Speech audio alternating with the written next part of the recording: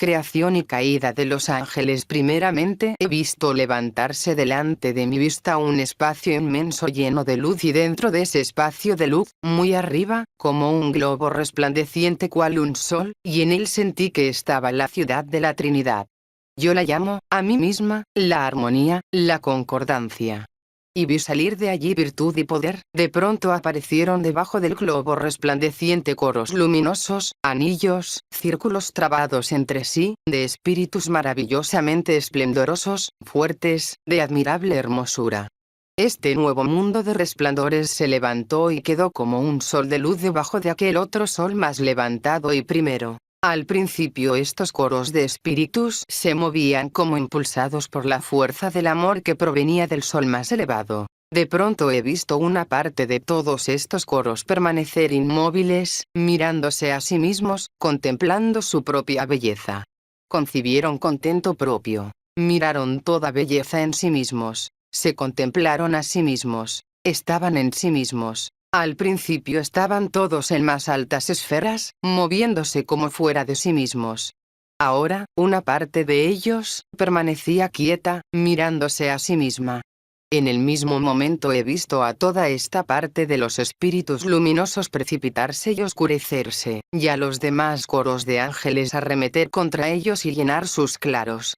Los círculos quedaron entonces más reducidos. No he visto, sin embargo, que estos espíritus buenos saliesen del círculo del cuadro general para perseguirlos.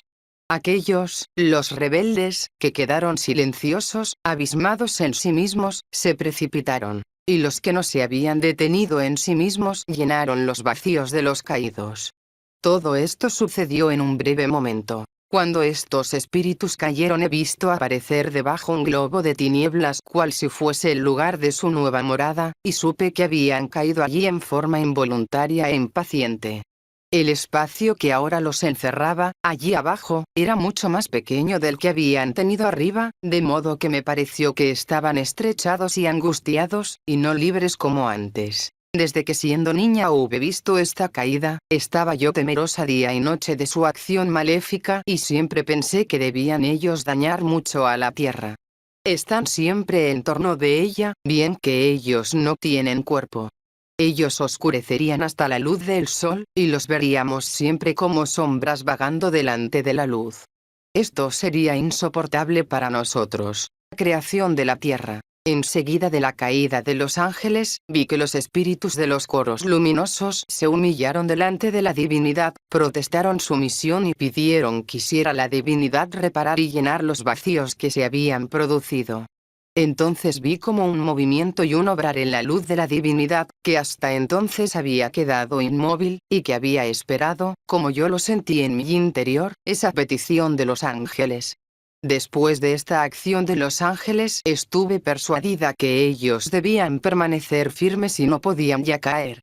Se me dio a entender, sin embargo, que era decisión y decreto de Dios, por causa de la caída de los ángeles, que debía haber lucha y guerra mientras no se llenasen los coros de los ángeles caídos. Este tiempo se me representó en el espíritu como muy largo y como imposible. Esta lucha debía producirse en la tierra, y no en los cielos, donde no debía haber más lucha, ya que la divinidad lo había afirmado en su estabilidad. Después de la persuasión no pude tener compasión con el diablo, pues supe que él cayó por la fuerza de su propia mala voluntad.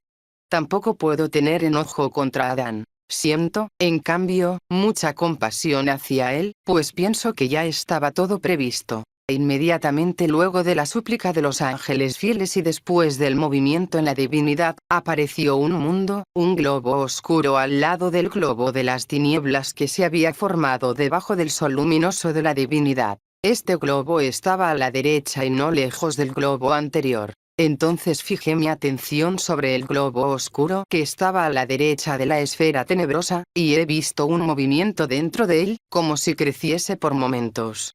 Aparecieron puntos luminosos en la masa oscura y la rodearon como bandas luminosas. Luego se vieron lugares más claros, y apartáronle estas bandas de tierra de las aguas que la rodeaban. Después vi en los lugares más claros un movimiento, como algo viviente que rebullía en ellos. Sobre la superficie de la tierra vi crecer hierbas y aparecer plantas y, en medio de ellas, seres vivientes que se movían. Me parecía, como era todavía niña, que las plantas se movían. Hasta este momento todo había sido gris y ahora se esclarecía al ver como una salida de sol. Parecía ese mundo como es la mañana sobre la tierra, que todo despió una ta del sueño. Todo lo demás que había visto antes, desapareció de mi vista. El cielo estaba azul y el sol recorría su camino. Vi una parte del mundo iluminada por él, y tan brillante y agradable, que pensé, esto es el paraíso. A medida que en la tierra oscura se iban cambiando las cosas, yo veía algo que salía del altísimo círculo de la divinidad. Me parecía, al ver subir el sol desde el horizonte, como cuando todo renace al amanecer. Era la primera mañana del mundo. Con todo, no presenciaba esto ningún ser humano. Las cosas permanecían como si siempre hubiesen estado así. Todo estaba aún en la inocencia de la primitiva creación. Cuando subía el sol en el horizonte, yo veía que también las plantas y los árboles crecían elevándose a mayor altura. Las aguas me parecían más claras y santificadas, los colores más puros y luminosos. Todo era indeciblemente agradable. No hay ninguna comparación ahora de cómo estaba la creación entonces. Las plantas, las flores y los árboles tenían otras figuras. Las cosas de ahora son, en su comparación, como achaparradas y estropeadas. Todo está hoy como reseco y agostado. A menudo, cuando veo frutas y plantas en nuestro jardín, y luego veo los mismos, en visión, en los países calurosos del sur, completamente distintos en tamaño, hermosura y en sabor, por ejemplo, los duraznos, pienso para mí, lo que son nuestras frutas en comparación con las frutas de los países del sur, así son estas frutas del sur comparadas con las frutas del paraíso terrenal. He visto allí rosas blancas y rojas, y pensé entre mí, estas significan la pasión de Cristo y la redención. También he visto palmeras y árboles muy espaciosos que daban sombra como una techumbre. Antes que viera el sol, todo me parecía más pequeño y reducido. Después, más grande, y, finalmente, grande del todo. Los árboles no estaban muy cerca uno de otro. Veía de cada planta, al menos de las más grandes, solo un ejemplar, y las veía separadas cual si pertenecieran a un vivero, plantadas según su clase. Todo lo demás estaba verde y tan puro, incorrupto y ordenado que ni remotamente se podía pensar en un ordenamiento humano. Yo pensaba, ¿cómo está todo tan bello y ordenado, y no hay aquí hombre alguno? Aún no hay pecado, por eso no hay aquí nada manchado ni corrupto. Todo es aquí santo y saludable. Nada ha sido remendado o compuesto. Todo es limpio, puro e incontaminado. Las praderas tenían elevaciones insensibles cubiertas de vegetación y de verdor.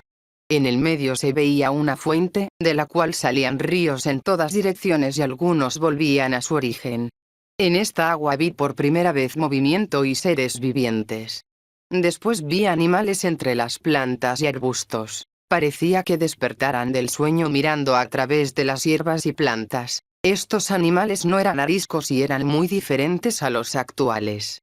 Si los comparo con los animales de ahora, aquellos me parecen como hombres. Eran inocentes, puros, nobles, muy ágiles, llenos de contento y muy mansos. No puedo expresar con palabras cómo eran entonces estos animales. La mayoría de ellos me eran desconocidos. No veía allí ninguno igual a los de ahora.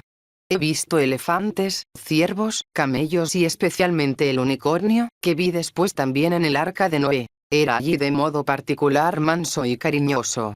Era más corto que el caballo y tenía la cabeza más redondeada. No he visto entonces ningún mono, ni insectos, ni tampoco animal alguno repugnante o escuálido. He pensado siempre que estos animales surgieron después como castigo del pecado. He visto muchos pájaros y oía sus cantos tan agradables como en una alegre mañana. En cambio, no oí bramido de fieras ni vi aves de rapiña. El paraíso terrenal existe aún, pero le es del todo imposible al hombre el llegar hasta él. Lo he visto allá arriba en todo su esplendor, separado de la tierra oblicuamente, como lo está la esfera oscura de los ángeles caídos respecto del cielo.